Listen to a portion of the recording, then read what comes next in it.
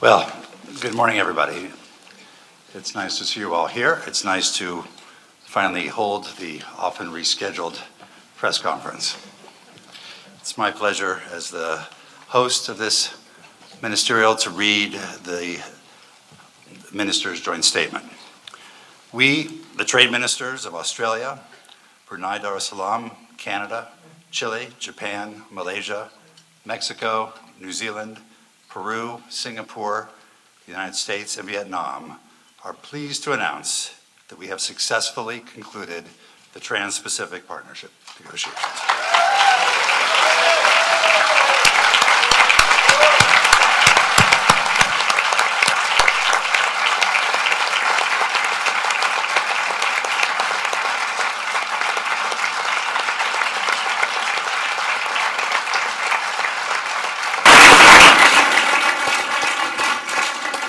After more than 5 years of intensive negotiations, we have come to an agreement that will support jobs, drive sustainable growth, foster inclusive development, and promote innovation across the Asia-Pacific region. Most importantly, the agreement achieves the goal we set forth of an ambitious, comprehensive, high-standard, and balanced agreement that will benefit our nation's citizens. TPP brings higher standards to nearly 40% of the global economy. In addition to liberalizing trade and investment between us, the agreement addresses the challenges our stakeholders face in the 21st century, while taking into account the diversity of our levels of development. We expect this historic agreement to promote economic growth, support higher-paying jobs, enhance innovation, productivity, and competitiveness, raise living standards, reduce poverty in our countries, and to promote transparency, good governance, and strong labor and environmental protections.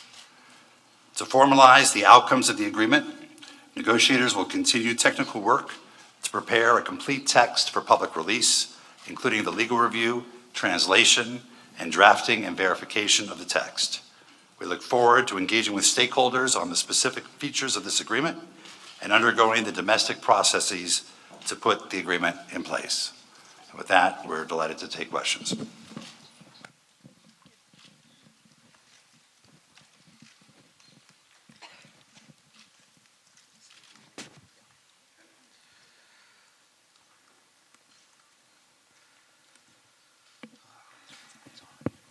Hello, my name is Carter Doherty with the International Business Times. Two questions for Ambassador Froman. First of all, what would be your message to the Chinese at this point about the completion of TPP and the path forward for freer trade in the entire region? And a second question regarding the compromises you've reached about biologics, or about patents in general. Would you characterize this has been an effort to ensure that current diversities in national systems of intellectual property can flourish, or have you sought to meld something supranational in this context? Thank you. Well, I think that our message to all countries is that the 12 of us are pleased to have been able to reach agreement on an ambitious, high-standard, comprehensive agreement. We think it helps define the rules of the road for the Asia-Pacific region in a way that's consistent with the interests and the values that we share, and we look forward to sharing with other countries the results of the agreement and working with them towards the further integration of the Asia-Pacific region. On biologics, as you know, this is one of the most challenging issues in the negotiation. We've worked cooperatively with all of our TPP partners to secure a strong and balanced outcome that both incentivizes the development of these new life-saving drugs while ensuring access to these pioneering medicines and their availability. And this is the first trade agreement in history to ensure a minimum period of protection for biologics, and in doing so will help set a regional model and will create an environment in which, through comparable treatment, there will be an effective period of protection to encourage both innovation and access.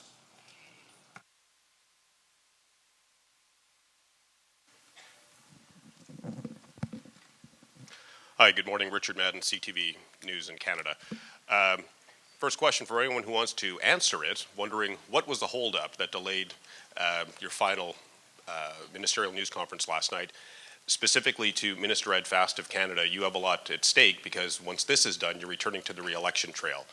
Have you done any analysis that could determine how many jobs might be lost, whether it's in dairy and manufacturing, despite the gains that you might see in trade? Perhaps I can start on the last question. We certainly don't anticipate that there will be job losses. Obviously, there will be some industries that will adapt. But what we've done is we've positioned Canada very strongly to be part of a much larger trade agreement, the largest in the world, providing Canada with a once-in-a-lifetime opportunity to shape outcomes and rules within the Asia-Pacific region, to walk shoulder to shoulder with our NAFTA partners to expand our opportunities within the Asia-Pacific. As you know, on supply management, we have been successful in protecting the three key pillars of supply management, being production controls, price controls, and import controls. We believe the outcome is one that very much reflects Canada's long-term interests and will provide the supply managed sector with a bright future. They can now continue to invest in their industry, grow their industry. That is an outcome that we're very pleased with.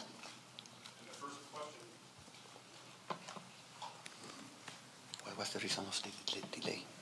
Why was the What was the reason of the delay? Why we postponed the conference? You know, yeah, that was open up to anyone. Although, if you're looking for my response, I would just say that there were a number of issues that were left to be resolved over the last several days. And, you know, each one of us comes to the table with a clear goal of promoting and defending the interests of our own country, of our own economies. And that often means that there are some very tough discussions that take place. And at the end of the day, here we are, as 12 TPP partners, having achieved something that some time ago people didn't think was achievable. And I want to commend my colleagues here at the table for their unflagging commitment to actually getting a 21st century high ambition trade agreement negotiated, getting it done, one that is going to serve us very well and will set the rules for the 21st century for trade within the Asia-Pacific region.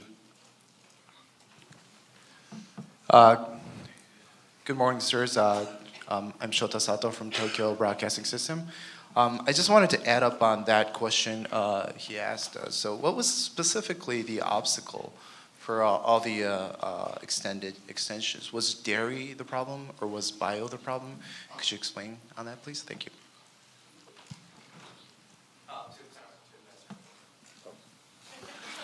There are many choices you have up here, by the way. I think coming into this ministerial and coming out of Maui, it was clear that there were a limited number of very difficult issues to address. There were market access issues around agriculture, as you said. There was issues around intellectual property rights. There were issues around autos. And there were a number of other issues. I think over the course of the last several days, we've worked through those issues, but there were decisions being made as late as 5 o'clock this morning on some of the other remaining issues as our teams worked through the specific text and the chapter by chapter to make sure that we nailed down agreement on the various issues. And so, you know, this is a comprehensive agreement. It's complex in terms of both its scope and, of course, 12 countries. And as a result, it took some additional time to make sure that we got it right. I think all of us have done, and I am very grateful to my fellow ministers for, first of all, the time and energy they and their teams have put into this over the last several years, but most recently changing their schedules, being here in Atlanta, and agreeing to stay on even when ministers had other engagements elsewhere to make sure that we got it done. Because all of us have shared the belief that the substance had to drive the timetable, and that this was the opportunity to get that substance right. Please, Tim. Can I just add a reflection? Look, long after the details of this negotiation on things like tons of butter have been regarded as a footnote in history, the bigger picture of what we've achieved today will be what remains. It is inconceivable that the TPP bus will stop at Atlanta. The TPP bus will move on. We will be able to evolve exactly as Minister Fast was saying. You know, our industry structures will change in response to the opportunities of this agreement.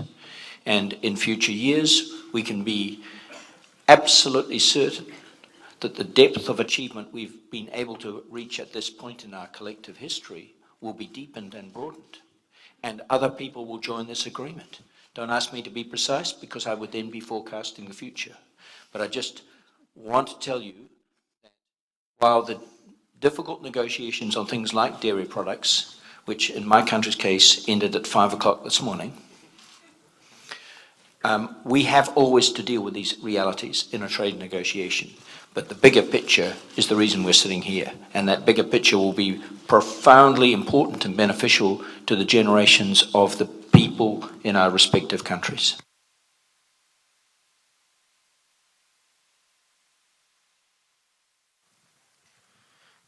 Matt Schul from Inside U.S. Trade. I have a question for Mr. Robb. Before the Maui Ministerial, and you've mentioned this, the U.S. made a proposal to have a parallel agreement on currency manipulation that would create a forum for the 12 TPP countries to discuss issues related to exchange rate changes. And I know that you didn't negotiate that here, but I was wondering if the 12 countries have reached a parallel agreement on that issue, and if so, what does that agreement consist of? And just if I could also get Minister Amari of Japan to respond to that, you know, how Japan views that agreement, if such an agreement has been reached. Thank you. Thank you for the question. Could I just add my observation to the comments and then addressing the last question, and I'll come back to yours directly. I do think, and I agree with what my New Zealand colleague had to say, and also my Canadian colleague, that this agreement, in my view, is truly transformational. It is the biggest agreement. It is the first ambitious agreement of a multi-country nature, and most significant for 20 years since the Uruguay round. And my sense is that it will shape the future of so many trade agreements in this 21st century. It will drive the way forward for lots of other trade deals, some of which we'll be involved with, some which we won't be involved with. So I agree that the magnitude of and the importance of rules for 21st century issues can't be underscored enough. And I'm very proud to be associated with this very complex and ambitious agreement, but one which is forward-looking, very much forward-looking to e-commerce and the digital world that now is so profound in all areas of our lives. Now, back to the question, original question. That currency, I don't know if it's a set of principles that really is probably the way to describe it, that are going to be agreed and are more or less agreed. Ambassador Froman might be able to confirm whether the final agreement has taken place. The discussions and the negotiations over that have been conducted in parallel with TPP. It has been principally driven by our finance people in each country, as distinct from the trade people.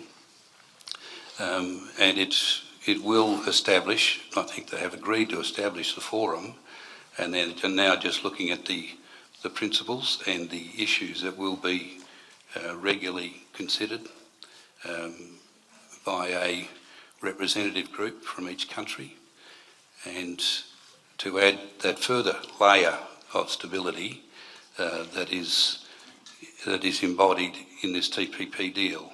This TPP deal is going to lead to far more seamless trade across 40% of the world's GDP. And I tell you, as a person who's been in business and exported and imported, to have a one set of rules for 12 destinations within your region, the way in which this is going to turbocharge regional supply chains, global supply chains, and reduce costs. And it's a lot of mundane things, you know, the paperless customs work with the same set of criteria for 12 countries. Now, in a world of global and regional supply chains, your product might move 4 or 5 times before it ends up as a final product. If that's moving in the region, you've only had one set of paperwork to deal with. These sorts of things sound, minuscule, but they are huge drivers of trade. The red tape is consuming so much of world activity, not just in trade and so many other areas. This is a massive achievement in reducing that red tape. Thanks.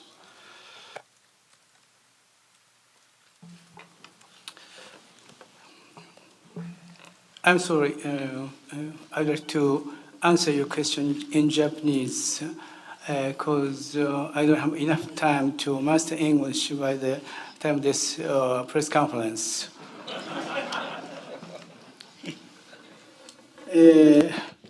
So, thank you for the question concerning the currency. Centering around the Treasury and the monetary authorities between the US and Japan, the precise discussions and preparations have been made. When it comes to currency, it's not only involving 12 countries, but is a global issue. In other words, we should try to share the view about currency on a global stage or level. And at the same time, among the TPP countries, we should share such view and recognitions so that a monetary and a currency authorities can share such views, and to have the constant view that there is a forum for discussion among the currency and monetary authorities. In other words, TPP country should have the common awareness that we will promote such discussion by encouraging the setting up of such fora on a global basis. Hi, Dave Nakamura with the Washington Post. For Ambassador Froman, already this morning we've received statements from Bernie Sanders and Senator Orrin Hatch, who of course supported the fast-track authority for the president to pursue this deal, who have criticized already the deal that you've just announced. Senator Hatch called it woefully inadequate. Are you concerned about the current political climate heading into an election year in the United States will shed support that you built up in the spring for this deal? How do you expect President Obama to get out and sell this deal to the American people? And as a former Clinton administration staffer, do you expect Hillary Clinton to ultimately support this deal? Well, today represents an important first step in this process, reaching an agreement on a deal. And now we'll work very closely, building on the consultations we've had with Congress over the last several years, and intensely over the last couple of years, to explain what's in the deal, to go through the details of it, and we're very much looking forward to that. That's a key part of our domestic process, and we each have our own domestic processes to go through. We'll be consulting closely with congressional leadership on the next steps and the timetable, and we look forward very much to walking through the specifics of the deal. We're confident that people will see this as a very strong deal, very much consistent with the directions and the directives of Congress with regards to trade promotion authority, and that it helps set the rules of the road for the region in a way that is consistent with both our interests and our values. So we look forward to that process. It'll involve a lot of consultation with Congress, a lot of consultation with stakeholders and with the public, and we think that'll be an important and robust process. Oh, I think I will leave presidential politics to somebody else. I think our job is simply to reach an agreement and then explain it fully to the American public, to consult closely with Congress on next steps. Given where we are in the calendar and the requirements of Trade Promotion Authority, this is really a 2016 issue for Congress to consider, not a 2015 issue. And we look forward to using all of this time, including putting once we have a text that is finished, and our teams will be working to finalize that as quickly as possible, putting that out there for at least 60 days before it's signed. As you know, under the Trade Promotion Authority bill, we will, after we give notice to Congress, it will be at least 90 days before the agreement is signed. And as I mentioned, 60 days out there, at least 60 days out there in the public. And I imagine there's going to be a very good and important debate about it, and we look forward to engaging in that. Thank you. Yasuo with Nikkei newspaper of Japan. First, just briefly, I want to clarify how we should call this deal. I mean, Ambassador Grosser said it doesn't stop here in Atlanta.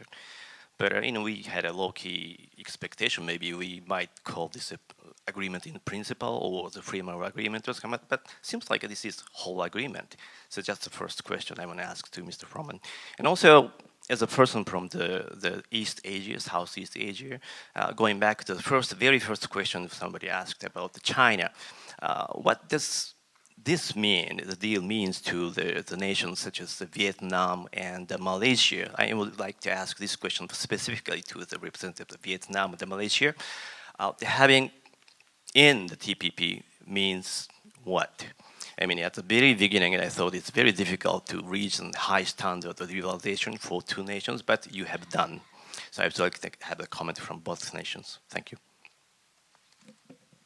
I think in terms of your first question, as the joint statement says, we've successfully concluded the negotiations. We've resolved the outstanding issues.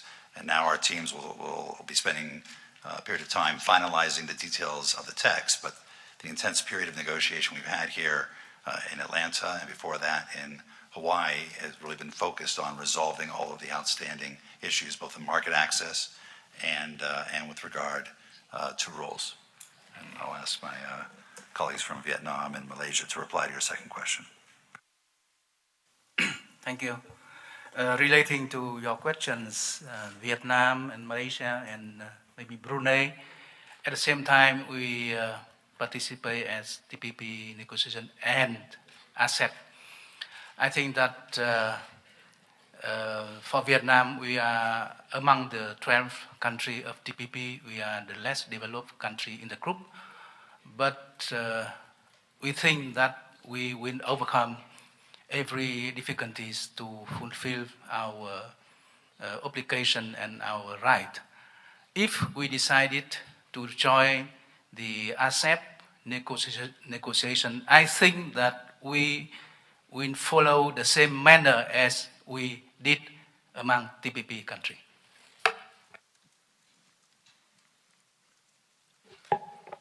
Well, as for Malaysia, the first point about China is that this agreement is open to all Asia-Pacific countries, and there is every opportunity for China to be part of this arrangement. Secondly, Malaysia already have very good trading arrangements with China. We have an ASEAN-China free trade agreement. And thirdly, we don't see the RCEP, where China is engaged with 15 other countries in the region to establish the RCEP, as conflicting with the TPP. These are both complementary arrangements for a trading nation like Malaysia. Good morning, it's John Keogh here from the Australian Financial Review. Mr. Grosser, when the TPP was founded back in 2006, New Zealand, one of the 4 founding members, the ambition was to eliminate trade barriers. Notwithstanding all the good work that's been done over the past few years, trade purists, economists may point to this deal as falling short on those ambitions. Canada's retained its supply management system in dairy. The US has given a little bit of access on sugar. What would you say to people in those trade circles who say this deal falls short of the original intentions? And Mr. Fast, could I just ask you, how do you intend to negotiate this deal through the Canadian political scene, given you've got an election coming up? Well, if I look at this, I mean, it's a very, very important question. Through the prism of our small economies' export interests, what I'll be saying to New Zealanders when we get back is this establishes, in the long run, complete elimination of all tariffs on everything New Zealand exports, with two exceptions. One is the beef tariff in Japan, and the other are some dairy products, some of which will achieve tariff elimination and others be proven to be too difficult. If we had calibrated this negotiation from any other point than this high level of ambition, we would not be sitting around the table allowing me as one of the economies to make that statement. So it's been a negotiation. I don't know what on other basis we would have started this negotiation than from this very high level of achievement. So we have not been able to achieve this today amongst all of us collectively, but it's established a direction of travel. And if you go back into the history of any trade negotiation, you could use the Australia-New Zealand deal, you could use P4. What we're doing is, on the more difficult issues, establishing a direction of travel. Unquestionably, we will see adjustments to that direction of travel. This will open up political space for future generations of trade ministers from our countries to build on this.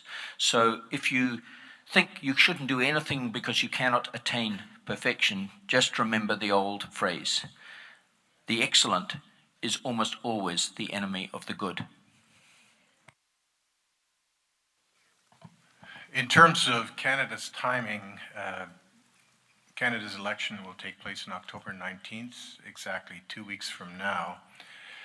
It would be the height of irresponsibility for a Canadian government to abandon a negotiation like this and not defend the interests of Canadians, which is why Canada stayed at the negotiating table and concluded negotiations.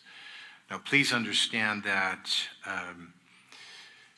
post-October 19th, the new Parliament in Canada will have a full debate on the merits of this agreement and will vote on this agreement. Our role was to make sure we defended Canada's interests at the table. We are very pleased with the outcome we've been able to secure for all sectors of our economy. Ultimately, it will be the new Parliament that will judge the merits of this agreement. Good morning. I'm Jackie Colmes with the New York Times. Most of the questions have been covered, but I was interested, this is a very diverse group, and in terms of the size of the countries and the economies, what the American labor movement, for one, and Democrats in Congress have raised concerns that the countries like Vietnam, Malaysia, Brunei will not be enforcing labor standards, and in particular, Malaysia stopping human trafficking. What assurances can you all, give that they're wrong? And second, Ambassador Froman, is it realistic? Can you conclude during the Obama administration the separate trade agreement with Europe, given now the complexities of getting this through? Maybe I'll start answering particularly your second question, but also your first, and then others from the countries you mentioned may want to jump in or not. This agreement establishes the strongest labor standards of any trade agreement in history. The right of association, right to collective bargain, prohibitions on forced labor, prohibitions on child labor, prohibitions on employment discrimination, acceptable conditions of work, minimum wage, maximum hours, safe workplace conditions. And they're all fully enforceable like other obligations in the agreement. With the countries that you mentioned, we have worked very closely and very collaboratively on specific actions to be taken that will help bring their systems into compliance with international labor standards, and including cooperative efforts around capacity building and other measures. And we're very much looking forward to working with those countries to ensure that that on the ground there is real measured progress towards improving the lives of workers and the dignity of work. Thank you. I think that labor is one of the most critical and sensitive issues for Vietnam during our negotiation. We spent a lot of time together with our partner to discuss on this subject. And I think that the condition on laborers set forth in our agreement are not the condition of US or other country among our 12. These are the condition of ILO, and Vietnam is member of International Labour Organization. We commit to fulfill the right and obligation with ILO condition. And I think that this is the commitment and our willing to fulfill our obligation in the labor issues. Certainly, TPP agreements include the labor chapter. And as a member of ILO, obviously this is an important convention that we adhere to. And within the TPP, we work very hard with the United States to reach certain agreement. And on the labor issue, I think with the capacity building and with the cooperation, I think we will be able to address those important core labor issues with the partners here. I would like to dispel any notion that Malaysia will not be able to implement the labor chapter, because we are also a member of the International Labour Organization and have adhered to the principles of the declaration. On the second issue of trafficking, I think you are aware that Malaysia has already put in place a number of measures, including strengthening our own legislation on enforcement.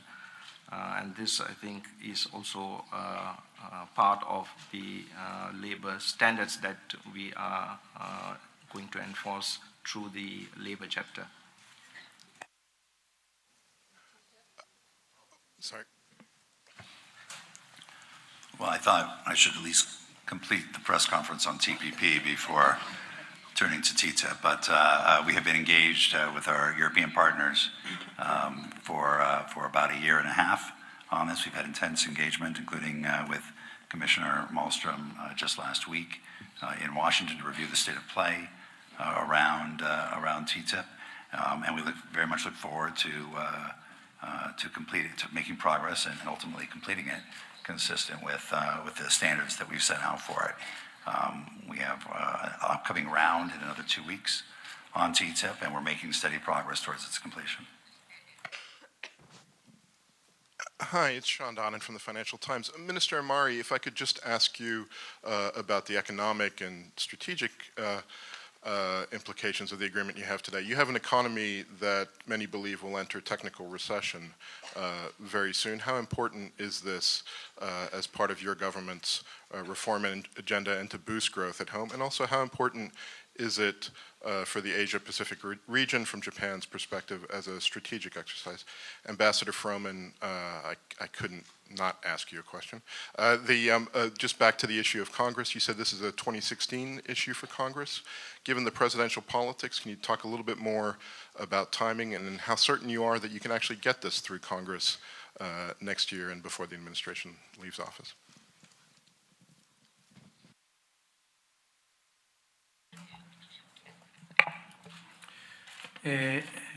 まず日本経済はリセッション Japanese economy, you mentioned it is in technical recession, but it is not the case.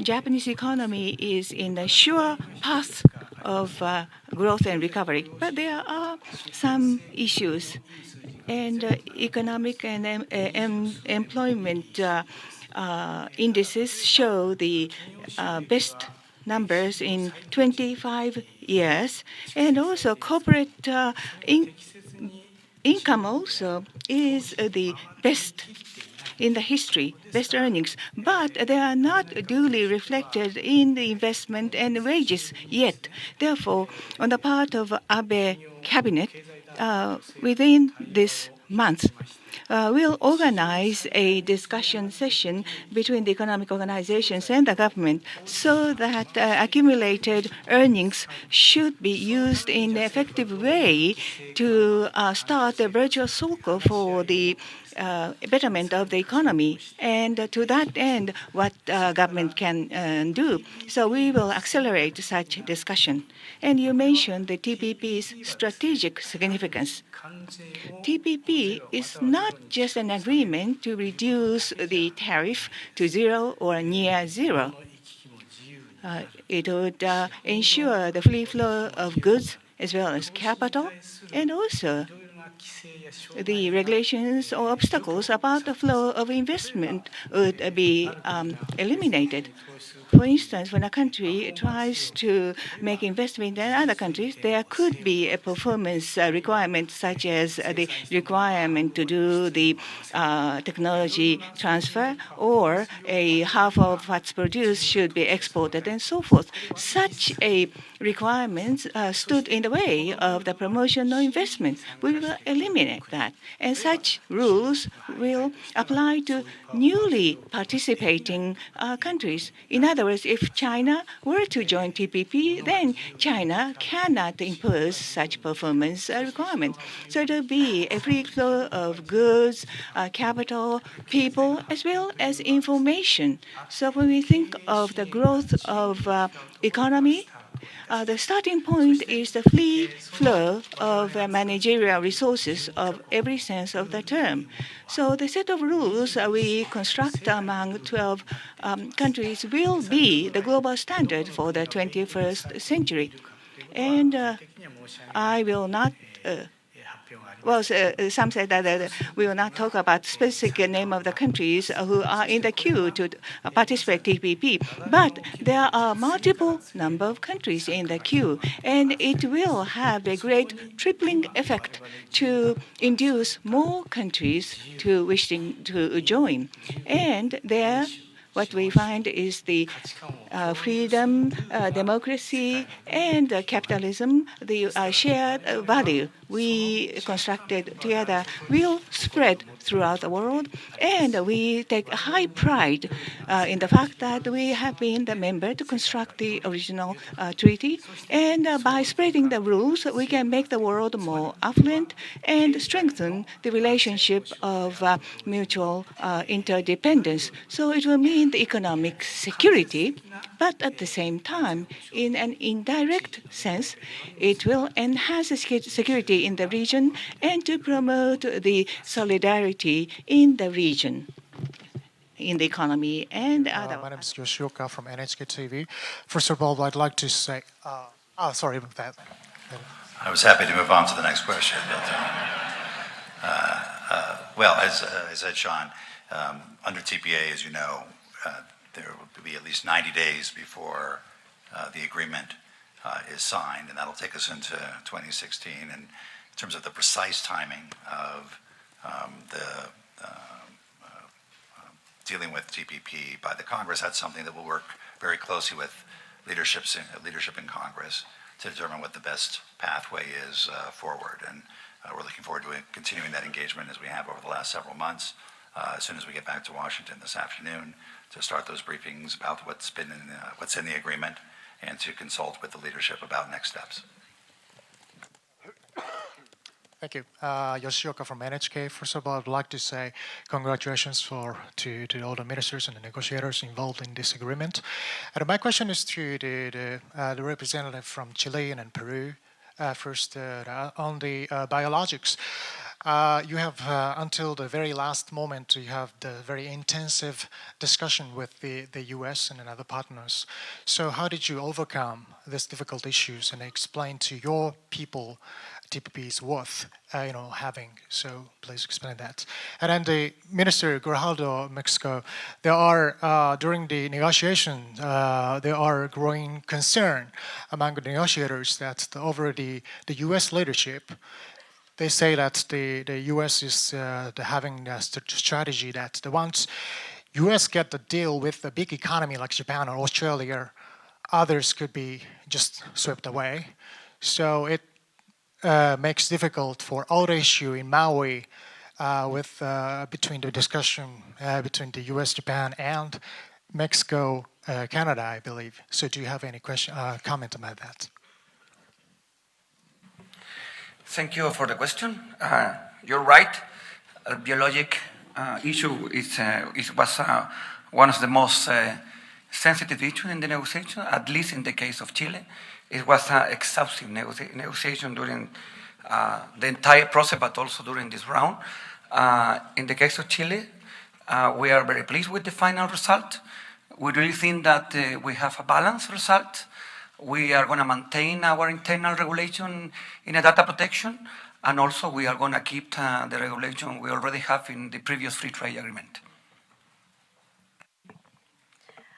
Mia, good morning. In the case of Peru, we also came with high expectations.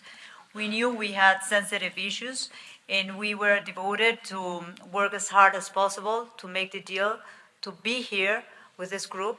The country is prepared. The public institutions are prepared for the changes that we need to make.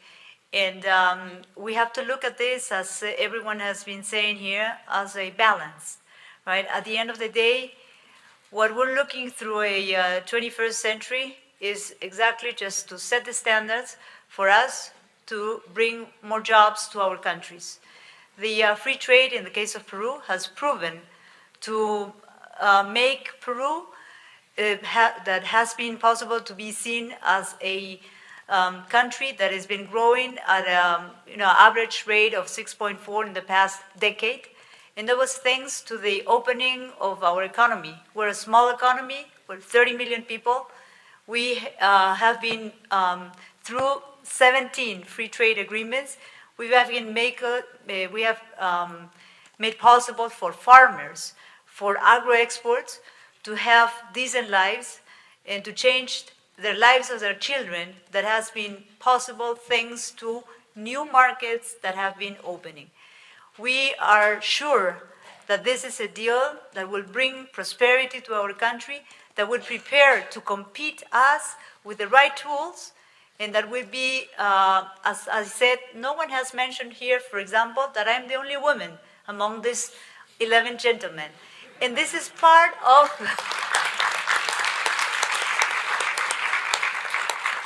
and this is also part of the TPP, because the TPP is a deal that has a chapter 2 that focus on gender problems, that would allow us, the 12 countries from 3 different continents, to be flexible, to produce more opportunities for our people. And this is something that we are ready to celebrate today. And after a long fight, we beat it, and we are demonstrating that we're part of the 40% of the GDP of the world. Mr. Hughes from Reuters. Sorry, there is a question about Mexico role in the last part of the process about rules of origin in autos. That's what I understood from the question. Basically, as you know, once the US and Japan had finished their own negotiation in the bilateral terms, it was a very important remaining issue to be solved between the countries that have a high interest in the auto industry. So starting from Maui, we got engaged with the very, very, very collaborative participation of the US and Japan to host different technical meetings in the auto sector. And we were able to manage it. The US hosted those meetings, one in San Francisco, one in Washington, and then finally here in Atlanta. And we definitely recognize the role that Canada, Japan, the US play in this process. And at the end, we got a very balanced solution on recognizing the level of integration of the auto industry in the Asian region and in the North American region. So at the end, we were very pleased with the outcome that will allow us to continue building on the success of the auto industry and to really hope for a much stronger trade and investment in this area in the Asian region and in the North American region. Christy Hughes from Reuters. I just wanted to follow up on the comment about the biologics. Mr. Froman, you said there was a minimum standard. What is the minimum standard that you agreed? And perhaps Mr. Robb also has a perspective on that. And secondly, on dairy for Mr. Grosser, you've said New Zealand wouldn't sign up to a deal that wasn't good for dairy, but there are still some tariffs. Can you explain what this will mean for New Zealand dairy exports, please? Thank you.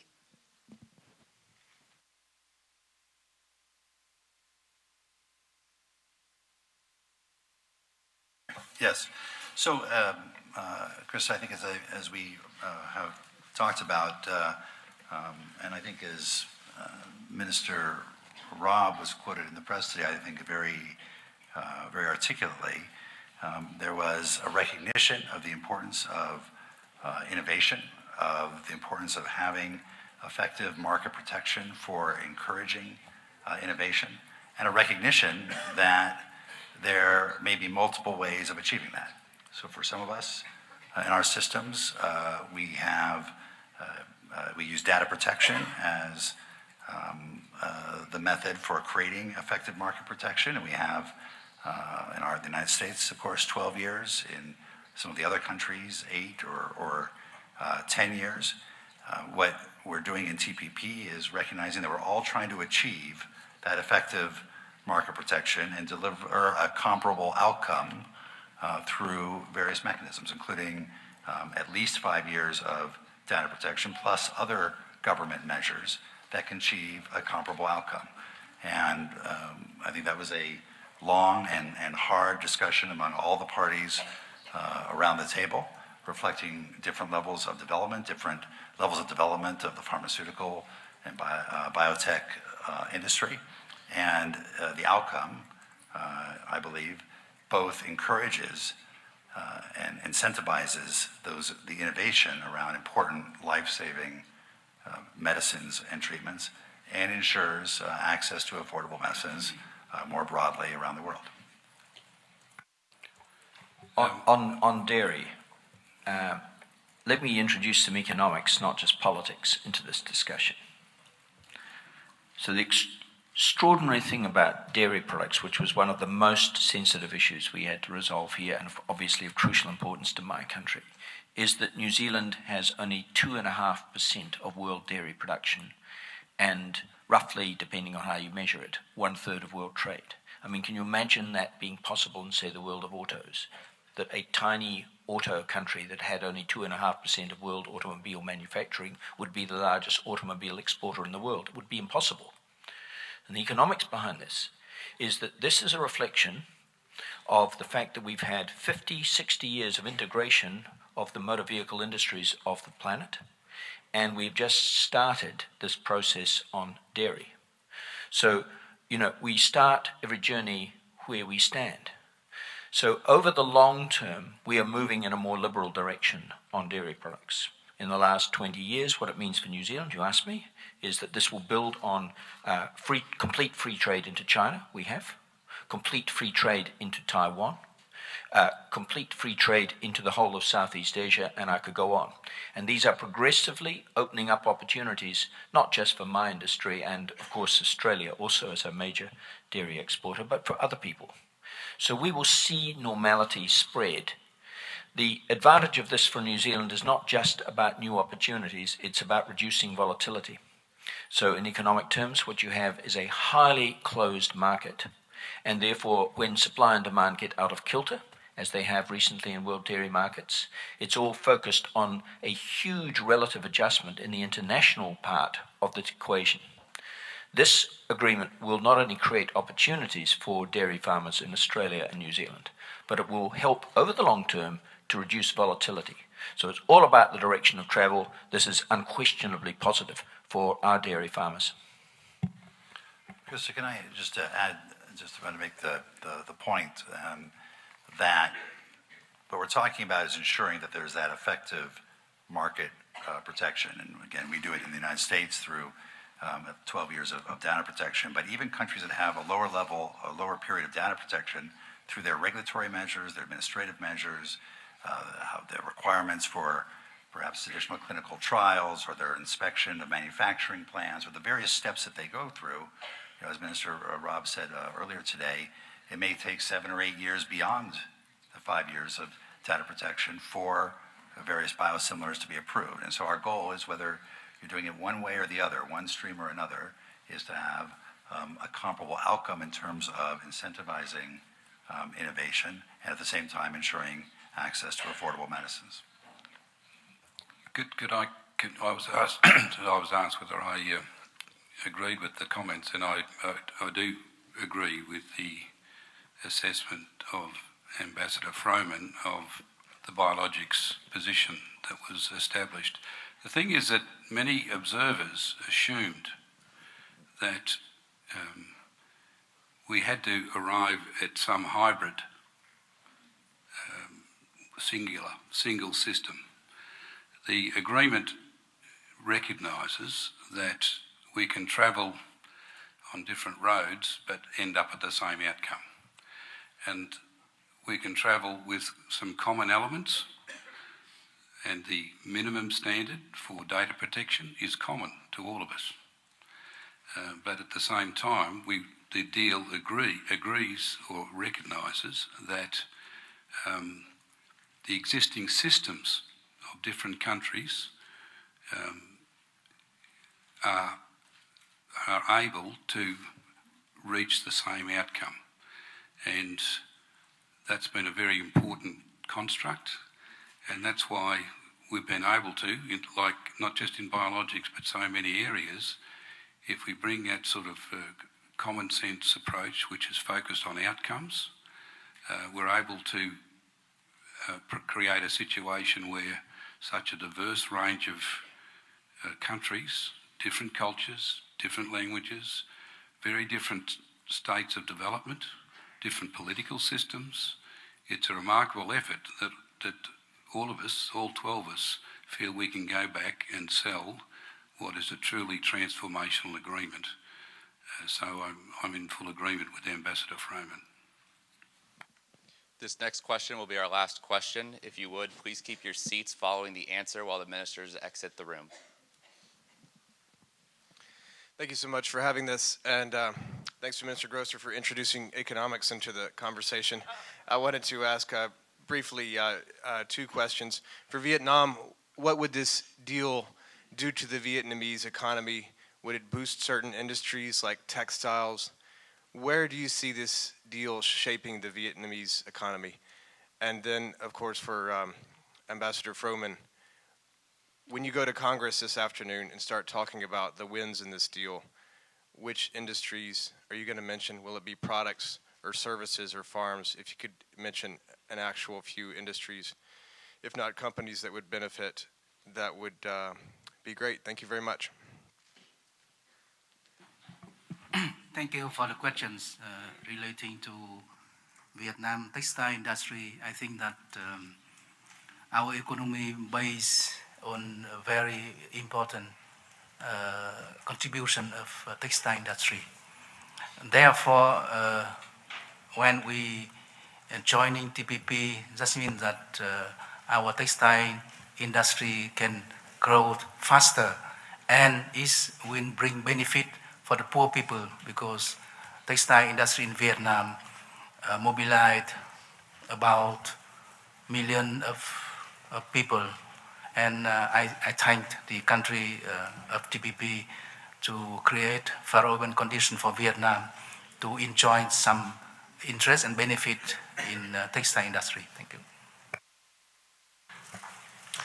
Will, I think if you start on the, for example, just on the tariff side, TPP represents 18,000 tax cuts. The elimination of 18,000 tariffs across, from the U.S. perspective, it's trading partners with whom it doesn't already have an FTA. And that goes everything from autos, where we have tariffs in some of our TPP countries as high as 70%. So if those going to zero create a real opportunity for further auto exports. Machinery, 50%. Chemicals, 30%.